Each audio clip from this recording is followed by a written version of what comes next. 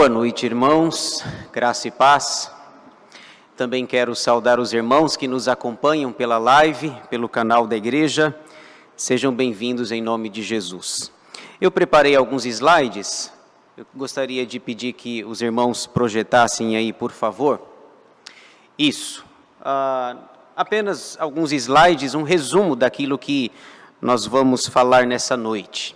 Nós estamos estudando, quem é da igreja já sabe, né? O primeiro livro das crônicas. Eu acredito que apenas o Marcos, que nos visita nessa noite, não sabe. Aliás, o Marcos é lá da minha região, da zona leste de São Paulo.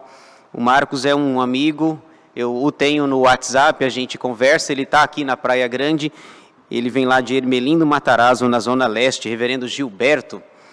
Muito bem, então nós vamos começar o nosso estudo bíblico dessa quarta-feira, dia 17 de janeiro de 2024. É o meu primeiro estudo bíblico aqui com os irmãos, né? Tenho poucos dias aqui na igreja, está acontecendo, é o primeiro estudo bíblico, primeira pregação, primeira reunião do conselho, em breve primeira vigília, então em fevereiro eu já sei toda a rotina da igreja e eu vou me ajustando aos poucos. Então, eu não sei se eu vou seguir o rito do pastor aí, mas eu vou tentar me aproximar.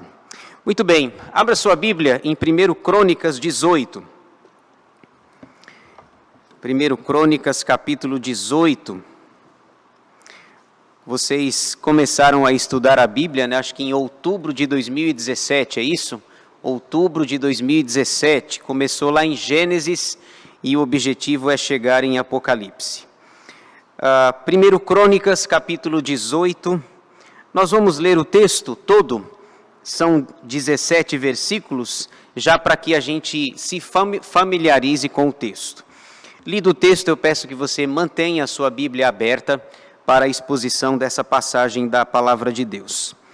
Diz assim o texto sagrado, 1 Crônicas 18.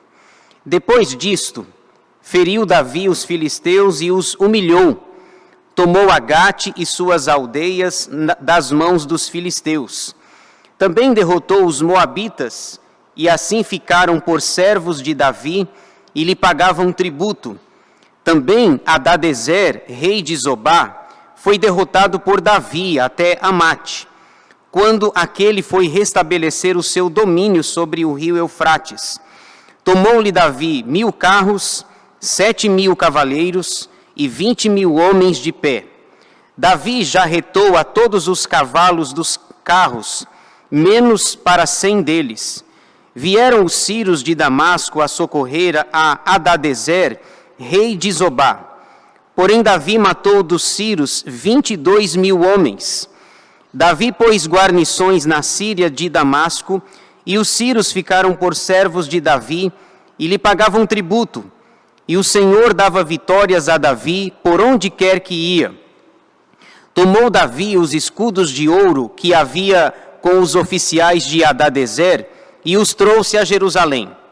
Também de Tibate e de Cum, cidades de Hadadezer, tomou Davi muito grande quantidade de bronze, de que Salomão fez um mar de bronze, as colunas e os utensílios de bronze. Ouvindo Tou, rei de Amate, que Davi derrotara a todo o exército de Hadadezer, rei de Zobá, mandou seu filho Adorão ao rei Davi para o saudar e congratular-se com ele por haver pelejado contra Hadadezer e por havê-lo ferido, porque Hadadezer fazia guerra a Tou. Adorão trouxe consigo objetos de ouro, de prata e de bronze, os quais também o rei Davi consagrou ao Senhor, juntamente com a prata e ouro que trouxera de todas as mais nações, de Edom, de Moabe, dos filhos de Amon, dos filisteus e de Amaleque. Também Abisai, filho de Zeruia, feriu a 18.000 edomitas no Vale do Sal, e pôs guarnições em Edom, e todos os edomitas ficaram por servos de Davi. E o Senhor dava vitórias a Davi, por onde quer que ia. Reinou, pois, Davi sobre todo Israel, julgava e fazia justiça a todo o seu povo. Joabe, filho de Zeruia, era comandante do seu exército. Josafá, filho de Ailude, era cronista. Zadok, filho de Aitube, e Abimeleque, filho de Abiatar, eram sacerdotes. E Salsa, escrivão. Benaia, filho de Joiada, era o comandante da guarda real. Os filhos de Davi, porém, eram os primeiros ao lado do rei. Amém.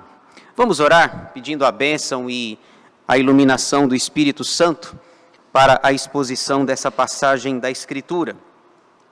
Senhor nosso Deus e nosso Pai, te agradecemos pelo dia que o Senhor nos concedeu, pelos nossos afazeres, por aquilo que realizamos, pelo teu cuidado para conosco, pela tua proteção, e porque o Senhor nos conduziu em paz essa noite à tua casa. Viemos aqui para louvar o teu nome, adorá-lo, e especialmente para estudar a tua palavra. Ela é rica, ela é bendita, preciosa, maravilhosa para nós. E pedimos a tua bênção, a tua ajuda, tua instrução, a iluminação do Espírito Santo para que possamos compreender a exposição desse capítulo da tua palavra e que possamos tirar lições daqui e praticá-las para a glória do Senhor. Abençoa-nos, ó Deus, aquieta a nossa mente, o nosso coração, que nós ouçamos a tua palavra, que nós desejemos cada vez mais conhecer o Senhor por meio das Escrituras Sagradas. Fala conosco, Senhor, ensina-nos. É o que nós te pedimos, agradecidos, em nome de Jesus. Amém. Muito bem, irmãos. Pode passar o próximo slide, por favor.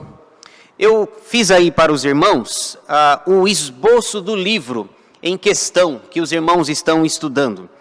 Ele está dividido em duas partes, o livro de 1 Crônicas. E esse slide mostra em linhas muito gerais, bem resumido, do que trata aí os 29 capítulos de 1 Crônicas. Então você tem duas partes. A primeira, as genealogias do povo de Deus, capítulos 1 a 9.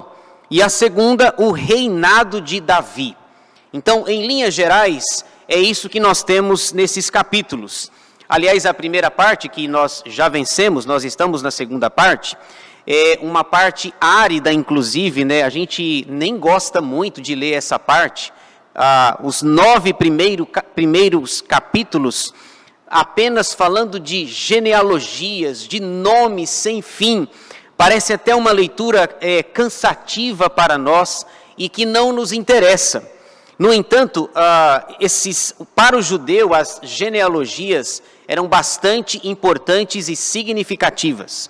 Por exemplo, se você ficar muito cansado das genealogias aqui de 1 Crônicas, você lê o capítulo 1, o 2, o 3. Se você cansar no capítulo 3, você perde uma pérola no capítulo 4. Capítulo 4, versículos 9 e 10, que fala sobre um sujeito, um homem chamado Jabes, que diz que foi Jabes mais ilustre do que seus irmãos. E aí ele pede a bênção do Senhor, ele invoca o Deus de Israel e o Senhor o abençoa. Mas como a gente geralmente cansa no capítulo 3, a gente perde a bênção lá do Jabes. Tem até um livro com esse nome, né? A oração de Jabes, está lá no capítulo 4. Nós estamos na segunda parte. Na semana passada, quarta-feira passada, o reverendo Nelson expôs o capítulo 17. E hoje nós vamos começar o 18. Então nós estamos falando aí, são quase 20 capítulos, falando sobre o reinado de Davi, o que ele fez, suas conquistas, aquilo que ele realizou durante a sua vida. Pode passar aí, por favor. Aqui eu detalho mais um pouco aqui a parte que nós estamos. Então veja, nós estamos na segunda parte, na metade final aí do livro, capítulos 10 a 29, o reinado de Davi. Dentro dessa questão do reinado de Davi, o meu objetivo é afunilar para que os irmãos entendam. Essa segunda parte está dividida em 4 subpartes. Olha só. A primeira fala sobre o antecessor de Davi. Nós sabemos que foi Saul, o primeiro rei de Israel, Saul. Saul reinou 40 anos. Davi também reinou 40 anos e seu filho Salomão 40. Foram 120 anos, 3 reis que tiveram reinados longevos, que durou 120 anos. O capítulo 10 fala de uma maneira muito breve sobre o antecessor de Davi. Segunda parte, a ascensão de Davi ao trono, capítulos 11 e 12. Terceira, os feitos de Davi, capítulos 13 a 21. Nós estamos aqui. A semana passada o pastor expôs o capítulo 17, terminou de expor o capítulo 17, mas dentro de uma visão macro, nós estamos exatamente aqui, os feitos de Davi, o que ele fez, o que ele realizou, suas obras, a glória, o seu reinado, todas as obras que ele realizou. Estamos exatamente aqui, de 13 a 21, eu resumo aí nessa frase, os feitos de Davi. E a quarta parte, os preparativos para a construção do templo, capítulos 22 a 29. Certo? Pode passar aí, por favor. Então, aqui nós estamos na terceira subparte da segunda parte lá, os feitos de Davi. Então, eu sempre gosto de mostrar a visão macro, para que a gente tenha uma noção do todo, e aí a gente pega uma visão micro. Agora nós vamos estudar então o capítulo 18, que é o nosso objetivo nessa noite. E eu não sei você, mas a primeira impressão que eu tive quando a gente lê esse capítulo, não sei qual é a sua impressão, mas ele parece um capítulo muito árido. Parece não ter ensinamentos, lições. Ele vai jogando nomes, informações, nome de cidade, nome de rei. Por exemplo, vocês viram na leitura aí a repetição do nome Hadadezer, né? Um nome estranho para nós, né? Hadadezer que aparece, e a gente vai observar que ele parecia um rei muito importante pela repetição, a quantidade de vezes que aparece o nome dele. Então, a primeira sensação que eu tive de 1 Crônicas 18 é parecer um capítulo muito árido. O que é que nós vamos aprender aqui? Quais as lições, as implicações que este capítulo tem para a nossa vida? Então, o capítulo 18 está dividido aí, ali aparece 4, mas ali é um erro de digitação, né, da máquina, não meu, é meu, né? O capítulo tem 2 partes aqui. Primeira, então, basicamente 2 partes estão divididas aí o capítulo 18. A primeira, as vitórias de Davi, versículos 1 a 13. E a segunda, os líderes de Davi, capítulos 14 a 17. Então, basicamente 2 palavras vão nortear o nosso estudo. Essas que estão aí destacadas em negrito. Vitórias e líderes. Se você gravar aí essas 2 palavras, elas vão nos guiar aí, porque basicamente é isso que o capítulo 18 vai nos ensinar. Se eu fosse dar um tema para esse capítulo, o capítulo 18 seria as bênçãos do Senhor na vida de Davi. Porque você vai perceber aí, tanto no versículo 6, quanto no versículo 13, é dito de uma maneira muito clara, e o Senhor concedia vitória a Davi por onde quer que ele ia. E o Senhor concedia vitórias a Davi por onde quer que ele ia. Então, um bom tema seria as bênçãos do Senhor sobre a vida de Davi. Lembrando que dentro daquela visão macro, nós estamos falando sobre os feitos de Davi, capítulos 13 a 21. E ainda lembrando aos irmãos que o propósito, tanto do primeiro livro quanto do segundo livro das Crônicas, é mostrar que Israel, o povo de Deus, continua sendo o povo da aliança. E talvez, eu não sei se você já se perguntou, né? Qual a necessidade de ter 1º e 2º Reis e 1º e 2º Crônicas? Porque parece tudo igual, parece a mesma coisa, né? Você leu lá corajosamente 1º e 2º Reis, e aí daqui a pouco você tem que ler 1º e 2º Crônicas. Ué, mas vai contar a mesma história, por quê? Não, primeiro que não é a mesma história, tem detalhes diferentes aqui. Por exemplo, 1º e 2º Reis destacam os 2 reinos, Reino do Norte e Reino do Sul.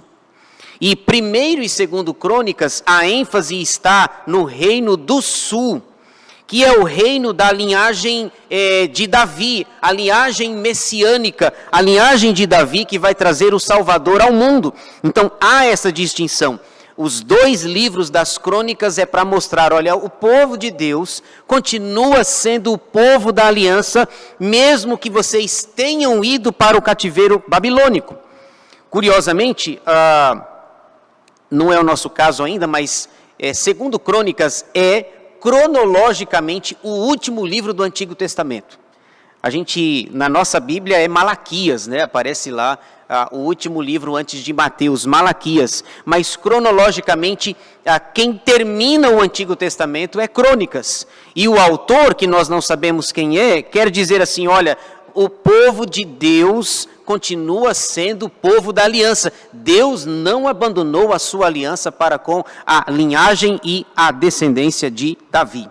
Portanto, nesse capítulo, que parece aparentemente árido e não ter lições para nós, podemos dar esse tema, as bênçãos do Senhor sobre a vida de Davi, filho de Jessé. Então vamos ver aí, não 4, mas 2 partes. Eu resumi para vocês aí, em linhas muito gerais, só para que vocês se situem aí. É sempre bom ter um recurso visual aí para nos ajudar. Então, a primeira parte, as vitórias de Davi, são destacadas aí nos versículos 1 a 13. Eu resumi para os irmãos, dentro dessa, lembrando que são 2 palavras, né? A primeira palavra é vitórias e a segunda é líderes, os líderes de Davi que a gente vai falar já já. Aqui aparece, o escritor bíblico mostra 5 vitórias importantes que o rei Davi teve. E eu fiz um resumão aí para mostrar aos irmãos. 5 vitórias importantes. Então nós vamos ver cada uma delas aí, ainda que brevemente. A primeira vitória que é destacada aí é os filisteus. Versículo 1, veja só. Depois disto, feriu Davi os filisteus e os humilhou. Tomou Agate e suas aldeias das mãos dos filisteus. Um detalhe interessante aí do versículo 1. Depois disto. Depois disto o quê? Esse disto é a continuação do que nós vimos na quarta-feira passada com o pastor Nelson, no capítulo 17. É aquele capítulo, e provavelmente o capítulo 17 seja o capítulo-chave do livro, que é Deus relembrando e mostrando para o povo da aliança que Deus fez um pacto com Davi, e esse pacto vai se estender, e Deus vai cumprir a sua promessa, mesmo que o povo tenha ido para o cativeiro babilônico. Lá no capítulo 17, Davi tem aquela ideia de construir o templo para Deus. Depois ele conversa com Natã, e lá no relato de 2 Samuel 7, Davi diz assim, olha, Natã, eu estou com uma ideia de construir um templo para Deus. O que você acha? O Natã não teve dúvidas. Claro, vai lá. O Senhor é contigo, o Senhor vai te abençoar. Vai em frente, Davi. Vai em frente. Mas o Senhor manda que Natã volte lá e diga, não, Davi, não é você que vai construir o templo do Senhor. Suas mãos estão manchadas, estão cheias de sangue. Não vai ser você que vai construir uma casa. Pelo contrário, sou eu que vou construir uma casa para você. E não se trata de uma casa comum, uma casa qualquer. Se trata de uma dinastia. É a dinastia, o Messias virá por meio de Davi.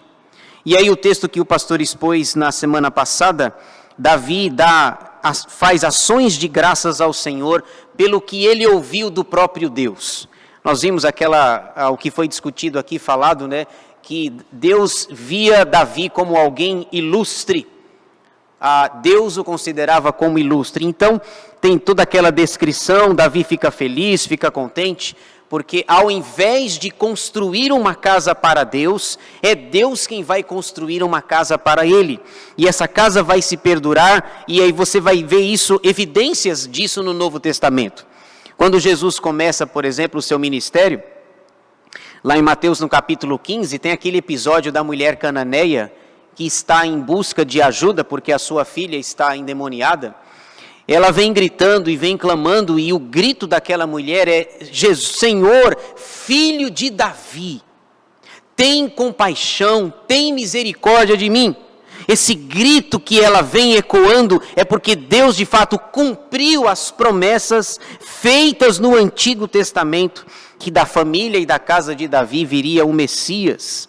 Então o capítulo 18 começa com essa expressão: depois disto. O disto aí esconde todas essas informações que estão aí descritas no capítulo 17. E aí então vem as bênçãos do Senhor sobre a vida de Davi, no capítulo 18. Suas vitórias, 5 vitórias sobre pessoas e cidades importantes. A primeira delas aí é descrita como os filisteus. Os filisteus, Davi os venceu, Davi os humilhou. É descrito o nome aí, Gate, a cidade de Gate. Eu não sei se você se lembra, mas tem Gate era até a cidade natal de um ilustre filisteu. Mal, mas ilustre para eles, né? Gate era a cidade de Golias, lembra dele? O gigante Golias, que lá em 1 Samuel 17, desafia o povo de Israel, e diz o texto que durante 40 dias, ele subia na montanha e gritava, dizendo: não tem nenhum homem aí para lutar comigo? Ninguém vai ter coragem de lutar comigo? 40 dias, mas deu 80 vezes, porque ele fazia isso 2 vezes por dia. Ele vinha na parte da manhã e gritava, depois vinha na parte da tarde e gritava. Então, 80 vezes ele falou a mesma coisa: não tem nenhum homem aí para lutar comigo?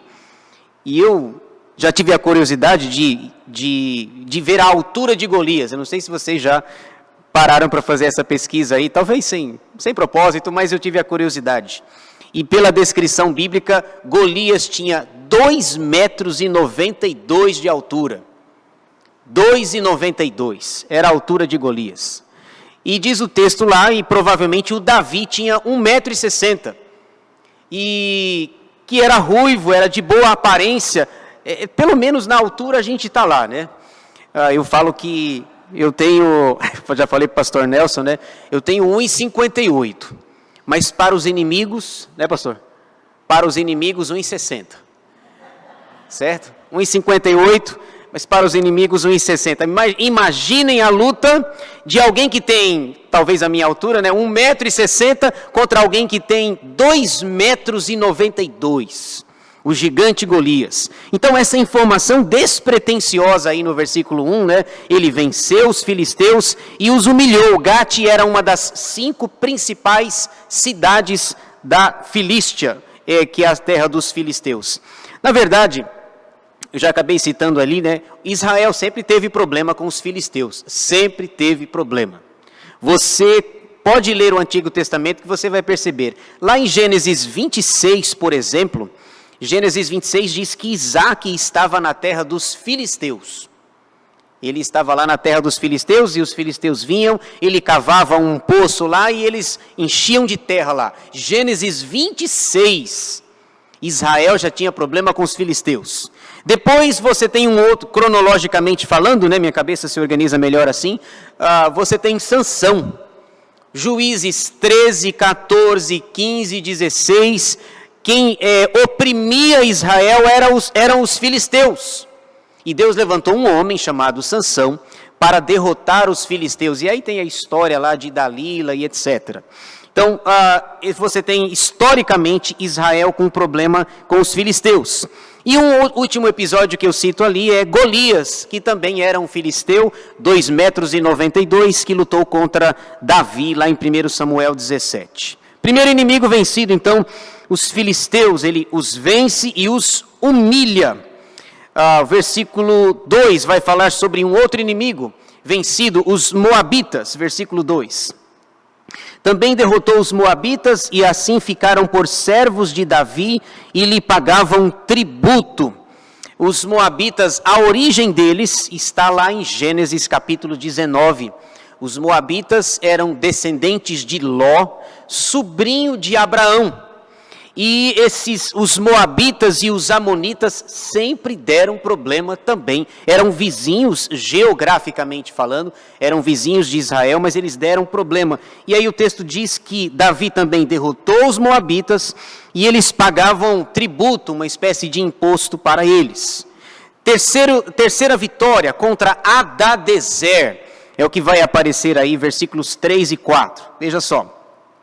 Também Hadadezer, rei de Zobá, foi derrotado por Davi, até Amate, ou Ramate, quando aquele foi restabelecer o seu domínio sobre o rio Eufrates. Então, esse Hadadezer parece um rei importante na história aqui, porque o nome dele se repete algumas vezes.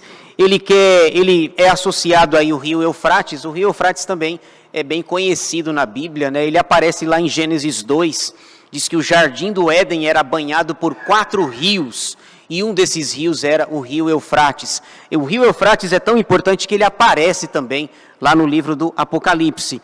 E Davi venceu esse homem, esse rei de Zobá chamado Hadadezer. Versículo 4 fala sobre os bens, os despojos dessa vitória. Tomou-lhe Davi 1000 carros, 7.000 cavaleiros e 20.000 homens de pé.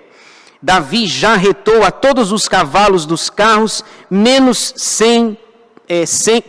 para 100 deles. Jarretou mutilou cavalos. Pensando naquela época lá, os cavalos eram um instrumento forte e poderoso de guerra, e Davi os mutila para, de alguma forma, tentar minar o poder e a autoridade desse homem chamado Hadadezer. Muito bem. A quarta vitória de Davi, os Círios. Isso aí aparece aí dos versículos 5 a 11. O quarto inimigo que é vencido, os Círios, ou Assíria. Sempre lembrando, na Bíblia a gente faz até uma confusão, né? Tem Síria com S e Assíria com A. A Assíria com A capital é Nínive. Deus mandou um profeta para Nínive, que é o profeta Jonas. E também você tem Síria com S, que é a capital é Damasco. A Síria tem até hoje, está em evidência aí nos noticiários, né? De vez em quando você vê aí, tem aquele ditador, o Bashar al-Assad, que em 2011 começou uma guerra lá. Essa guerra acho que permanece até hoje lá. Aquele ditador ainda não caiu. Em 2011 ele começou uma guerra lá e massacrando a sua própria população. Então a Síria é um país antigo. Veja só o que é descrito, a vitória de Davi sobre os Círios, versículos 5 a 11. Vieram os Círios de Damasco a socorrer a Hadadezer, rei de Zobá. Porém Davi matou dos Círios 22.000 homens. Davi pôs guarnições na Síria de Damasco, e os Círios ficaram por servos de Davi e lhe pagavam tributo. E o Senhor dava vitórias a Davi por onde quer que ia. Meus irmãos, essa expressão ela começa a nos ajudar para, de alguma forma, tentar tirar a aridez desse capítulo. Um monte de nomes, de cidades, de localidades, por exemplo, Zobá, Tibate, Cum, são nomes que nós não estamos familiarizados, mas essa expressão do versículo 6, ela traz algo muito importante para nós. Todas essas vitórias que Davi alcançou, não era o seu braço, era o Senhor. A diferença na vida de Davi é que ele tinha a seu favor a descrição lá do Antigo Testamento, o Senhor dos exércitos. Deus estava com ele, Deus era o seu auxílio, Deus o ajudava. Lá no Salmo 46 diz que o cavalo, a despeito da sua muita força, não garante a vitória. A nossa vitória vem do Senhor. Diz o texto que Deus concedia vitórias a Davi, por onde quer que ele ia. Então ele vai vencer aí os Círios. Veja a continuação da leitura. Tomou Davi os escudos de ouro que havia com os oficiais de Hadadezer e os trouxe a Jerusalém. Viram essa descrição de escudos de ouro para mostrar a riqueza, a opulência, o poderio bélico e militar desse homem chamado Hadadezer. Na época de Salomão, ele vai construir também escudos de ouro que foram roubados pelos inimigos, e depois ele os substitui por escudos de bronze. Esse homem tinha escudos de ouro, mostrando aí a sua força, o seu poderio militar. 8.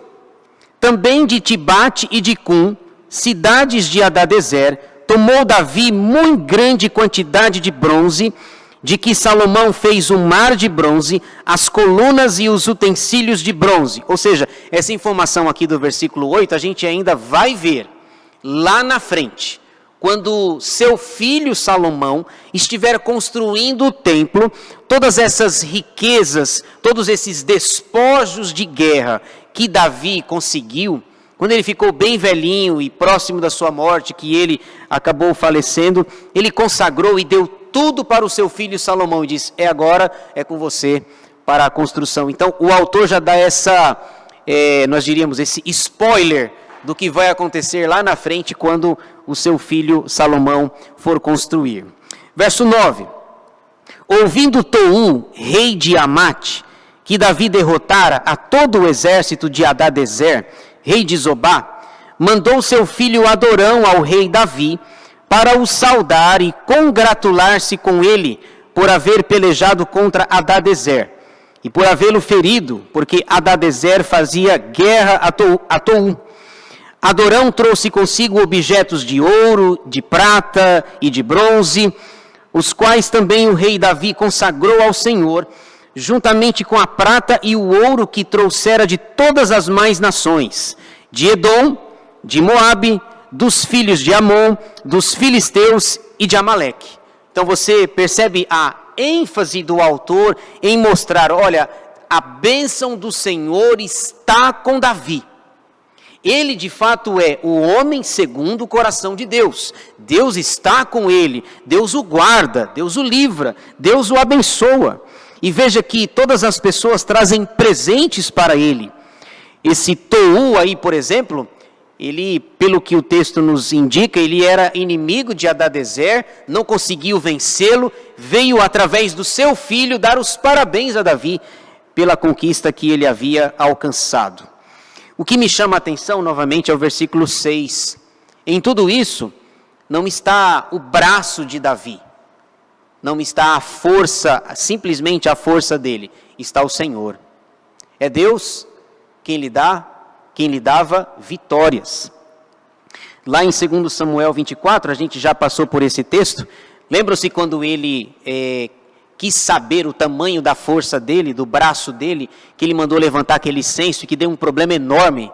Quando ele se exaltou, porque ele olhava no seu exército, se eu não estou errado nas contas, tinha 1.300.000 soldados à sua disposição para ir à guerra. Mas isso lhe trouxe problemas, porque ele começou a se envaidecer e a ficar orgulhoso. Aqui não, o autor bíblico diz assim: é o Senhor quem dá vitórias a Davi, não é seu braço, não são os cavalos, o Senhor concede vitórias a Davi. E eu me lembro aqui, a gente não vai ler, mas esse texto de Gênesis 39, eu fiz um paralelo aqui com esse texto. Gênesis 39 fala de José. José, quando ele estava na casa de Potifar, lembra disso? Ele foi vendido injustamente, ele está ali, mas o texto faz questão de nos mostrar que mesmo apesar de todos os problemas, o Senhor era com José.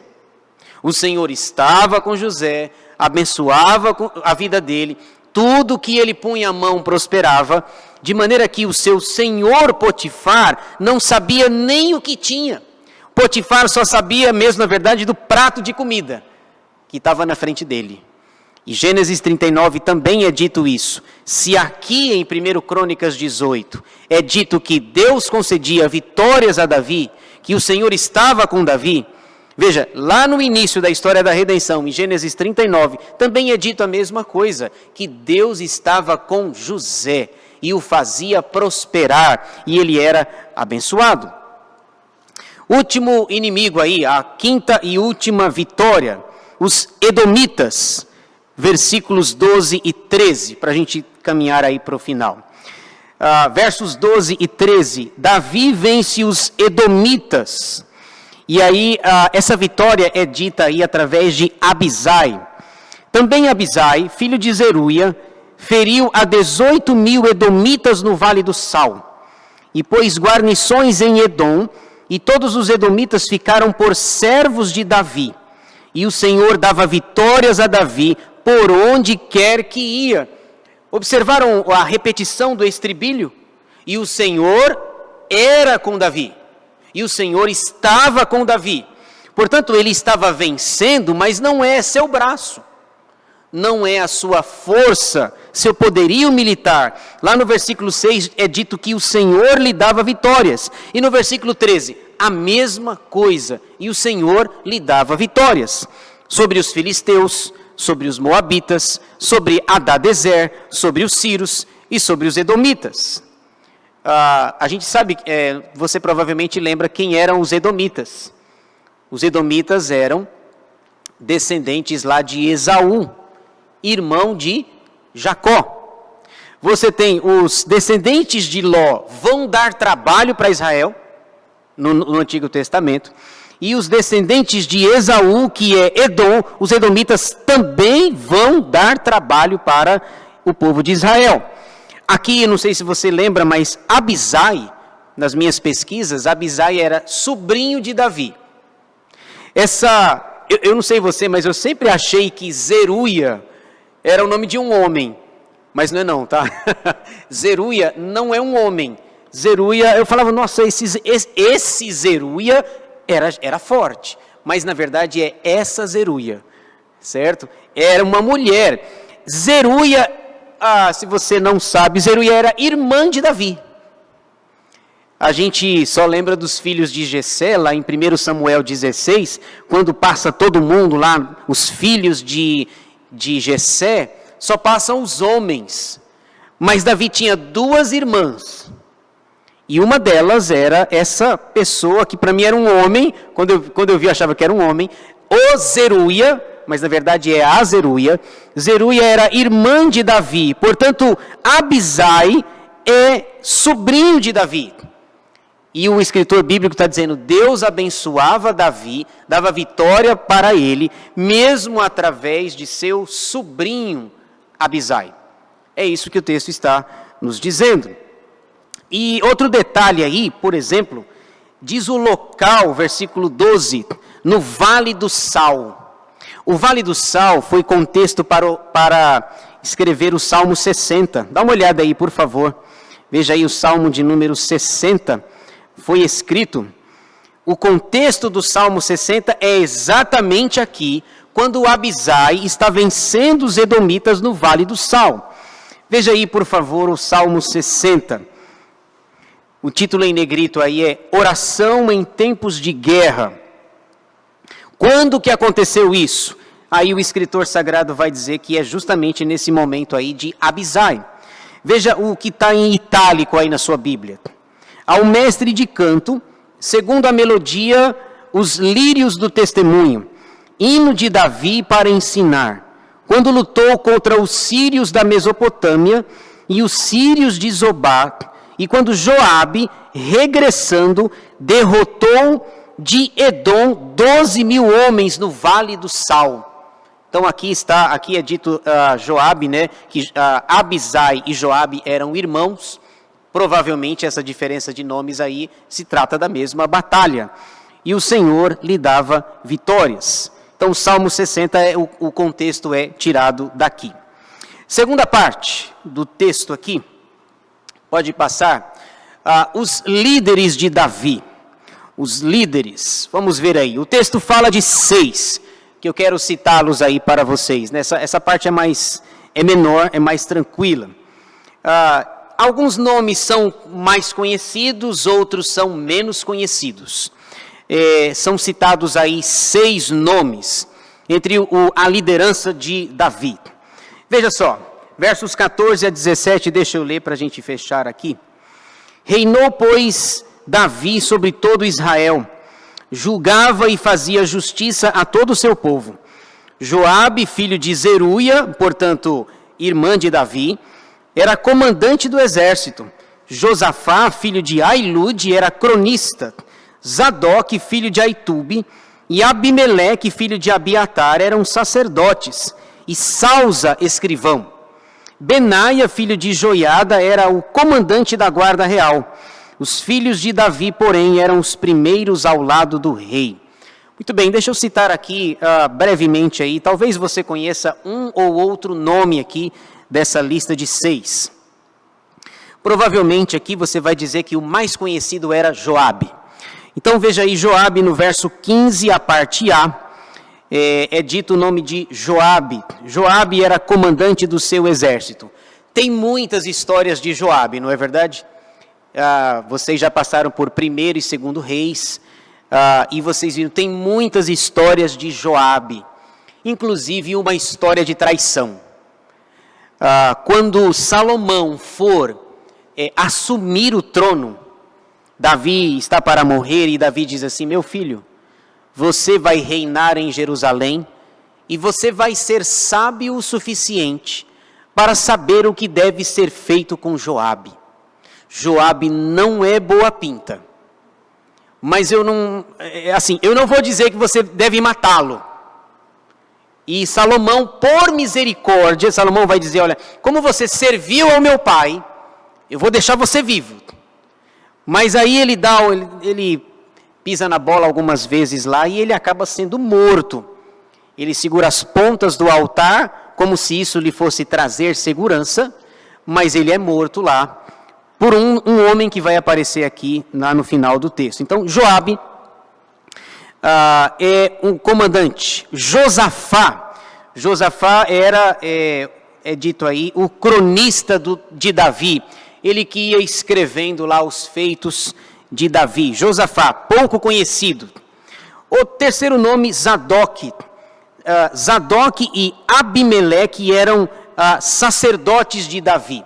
Aqui tem um detalhe interessante sobre esses homens, sobre esses personagens. Entre Zadok e Abimeleque, quem vai se destacar é Zadok. Zadok, ele é descendente direto de Eleazar, o segundo sumo sacerdote da história. Arão, o filho dele, Eleazar, depois Finéias. Fiquem tranquilos que eu não decorei os 35 nomes lá de sumos sacerdotes. Mas Zadok é da linhagem de Eleazar. Depois, esse Abimeleque, ele vai debandar. Quando Davi está para morrer, lembra daquela revolta lá do Adonias? Adonias diz assim: não, eu sou o filho mais velho. É eu quem devo reinar aqui. E o Abimeleque debanda para o lado de Adonias, mas Zadok fica do lado de Salomão. E o Zadok, portanto, seu nome será mais ilustre, mais conhecido. Leia, por exemplo, o final de Ezequiel. Quando Ezequiel descreve lá o templo, Ezequiel capítulos 40 a 48, quando ele fala da linhagem sacerdotal, o nome de Zadok vai aparecer várias vezes, porque Zadok ou se tornou a referência em Israel. São nomes que às vezes passam desapercebidos para nós, mas o escritor, o cronista diz: olha, Davi contava com o trabalho de Zadok e com o trabalho de Abimeleque. Se Zadok era descendente de Eleazar, Abimeleque era descendente de Eli. Lembra de Eli? Eli tinha 2 filhos lá, o Rofini e o Finéias. Eles eram maus perante o Senhor. Eles foram mortos na batalha lá, Rofini e Finéias. O Eli também foi morto quando soube da derrota. Lembra disso? Quantos anos o Eli tinha? Alguém lembra? Alguém? Aqui o pastor falou que as programações, elas funcionam de 0 a 97, né? 97. Pois é, o Eli, vamos incluir mais um aí, pastor. O Eli tinha 98. 98 anos ele estava sentado na cadeira, diz o texto foi bondoso com ele, diz que ele era pesado, para não dizer outra palavra, né? Ele era pesado, e quando ele soube da derrota dos israelitas, ele morreu e quebrou o pescoço. Tinha ele 98 anos de idade. E o Abimeleque é descendente de Eli. E Deus havia dado uma maldição, dizendo que ia acabar com a linhagem sacerdotal da casa de Eli, e que ia permanecer a linhagem de Eleazar, pois o descendente de Eleazar é Zadok. Zadok, daqui a pouco, vai aparecer novamente. É Zadok quem vai derramar ao lado de Natã o azeite, vai pegar o chifre e vai ungir o rei Salomão. São nomes que aparecem para nós e que não têm importância, parece não ter importância, mas esse Zadok é ilustre em todo o Antigo Testamento. E Davi diz que um dos líderes pelos quais ele contava era Zadok e Abimeleque. Outro nome aí, né, salsa. Desculpem a brincadeira, mas aqui não é salsa e merengue, certo? Lá que vocês já devem ter ouvido essa brincadeirinha sem graça aí, né? É salsa, escrivão. A gente tem pouquíssima informação a respeito desse personagem, mas ele era escrivão, uma espécie de escriba que ia anotando lá a vida, os feitos e os atos de Davi. E finalmente o sexto nome, o sexto líder aí é Benaia.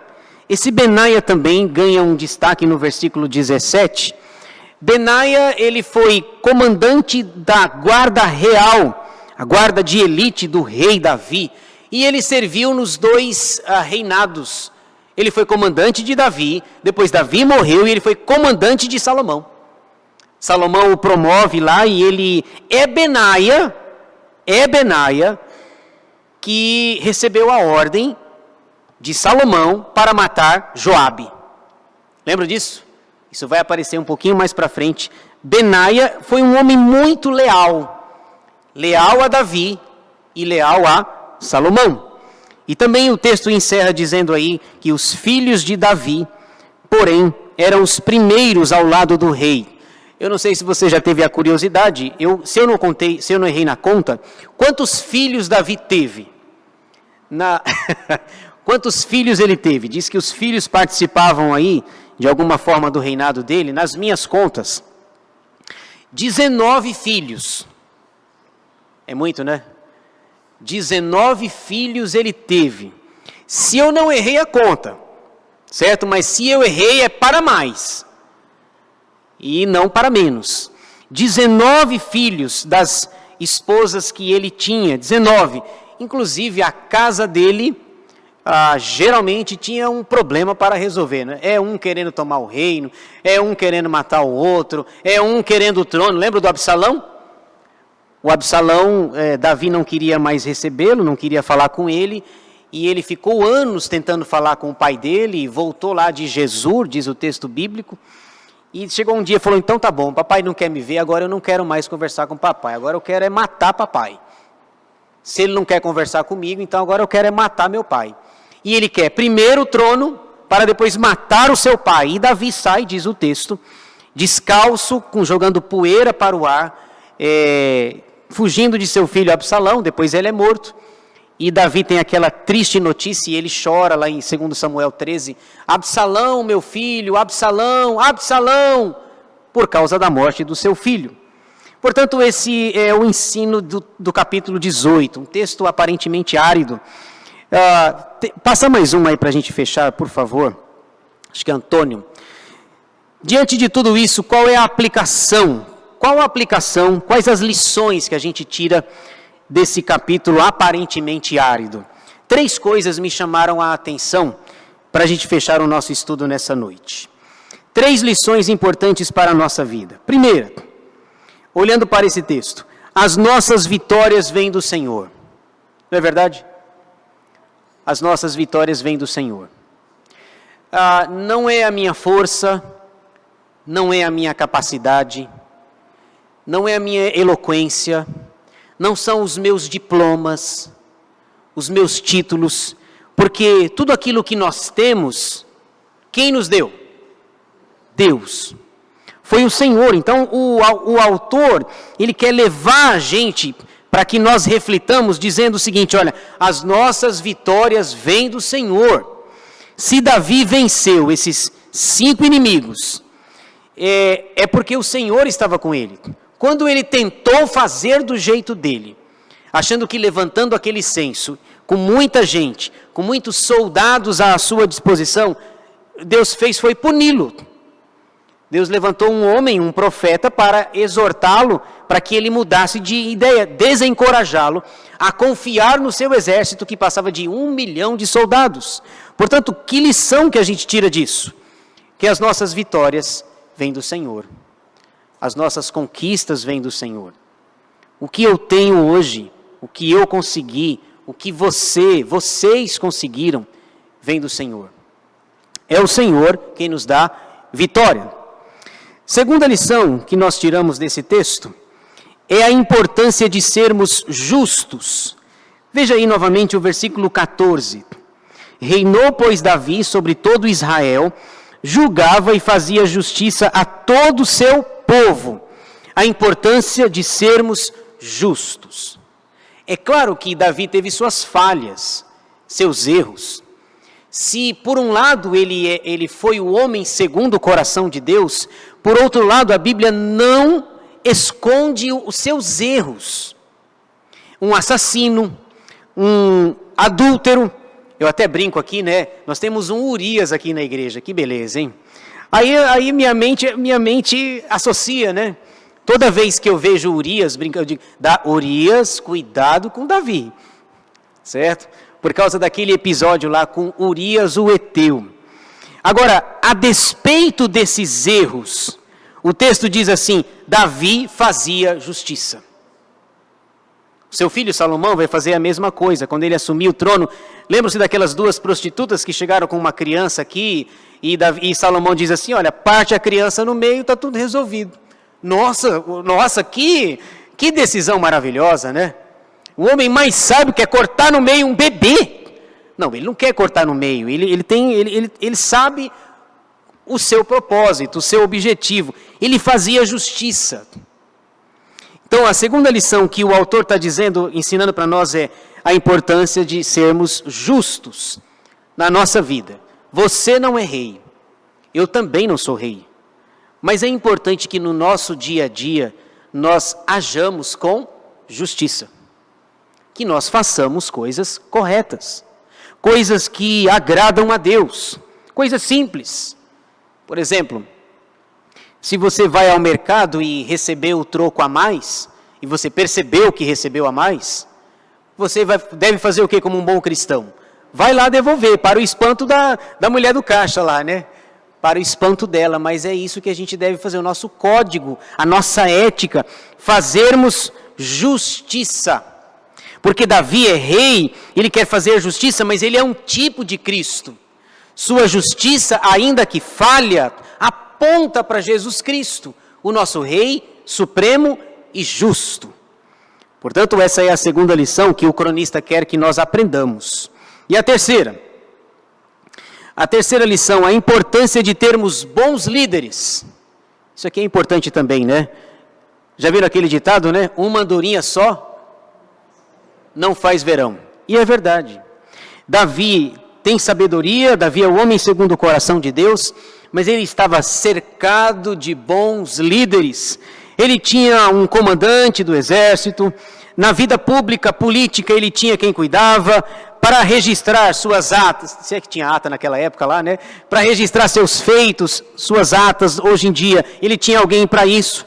Na vida religiosa, ele tinha também 2 homens, Zadok e Abimeleque. Ele tinha líderes, pessoas, ele estava cercado de pessoas. E a lição para nós é que nós também precisamos de bons líderes. É por isso que a nossa igreja, a Igreja Presbiteriana do Brasil, nós recebemos esse nome de presbiteriana por causa de seus líderes, por causa de homens que são levantados pela própria comunidade para liderar o povo de Deus. Salomão vai dizer, o pastor leu Provérbios 3 aqui no início, Salomão vai dizer no capítulo 11 de Provérbios que na multidão de conselheiros há sabedoria. Na multidão de conselheiros há sabedoria. Nós precisamos de bons líderes, pessoas que nos norteiam, que nos encorajam, que nos ensinam, que apontam o caminho. Davi estava cercado de bons homens, de bons conselheiros, pessoas que diziam, olha Davi, não é bem por aqui, não vai por aqui, você pode tropeçar. A importância de termos bons líderes. Sem uma boa liderança, o povo perece. O povo perece. Aliás, dizem que o povo tem a cara do seu líder, certo? Então vocês devem ter a cara do pastor Nelson, que é o pastor aqui já há muitos anos. O povo tem a cara do seu líder. Precisamos de bons líderes, de pessoas que são colocadas e levantadas por Deus para nos dirigir. Então essas são as lições que nós podemos aprender aqui. As nossas vitórias vêm de Deus, é necessário que nós hajamos com justiça e que nós vivamos cercados de bons líderes e pessoas que nos ajudam na nossa caminhada cristã.